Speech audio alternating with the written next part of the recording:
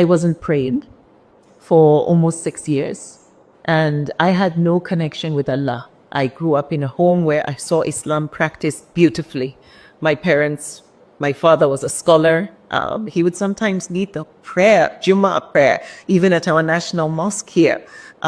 They both have written books on Islam. My mother has written over 27 books. Imagine she has written the nationally prescribed Islamic studies textbook for Nigeria, and a lot of West African countries are using that book. Yet there I was, not praying, no relationship with Allah. Each time I stepped out of the home, I was just not Muslim enough for society. So I got judged and condemned. Because like I said, I was a rebellious teenager, often whatever you tell me to do, I'll do the opposite. So of course they wanted me to be like Aisha Lemu, like Aisha Lemu's daughter. Why aren't you behaving like her? Why aren't you behaving like your brother Nuruddin? And, don't you know you're Sheikh Lemu's daughter? And I was like, I will show you I am not. And I would go the opposite way.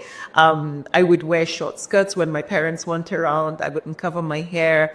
But when I moved to the States and I reached that low where I felt totally empty, bankrupt of meaning in my life, and my marriage was also on the rocks at that time, and divorce was on my mind, I reached out to my brother, and he was in, I think, in Scotland at the time doing his master's, and I told him, I was crying. I remember the day I called him. My husband was at work, and the funny thing is my husband never knew that I wasn't praying. I was so stupid that I would actually throw water on myself and join him through the whole routine of the prayer. But I didn't do ablution, just so he wouldn't know. But I just didn't feel it in my heart. So when I reached out to my brother, I started bawling, and I was telling him that, I have sinned and I feel so bad. Allah doesn't love me, but I've not been praying. And I know one of the first things we will be asked on the Day of Judgment is our prayer. In fact, it's the first thing when we are raised from the grave.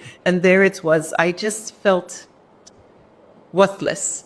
And at the end of the day, my brother was able to, in his beautiful way, draw my attention to how Allah is Ghafurur Rahim. He wants us to ask him for forgiveness. And if we are sincere in our forgiveness, he will forgive us. And we should go with confidence that he has forgiven us. That was one. Then, why weren't you praying? I was like, the things I prayed for, Allah didn't answer. And what kind of things did you pray for? I mentioned several things. He said, but maybe that thing was not good for you at that stage in your life.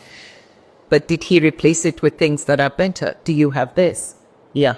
Do you have that? Yeah. Did you pray for that? No.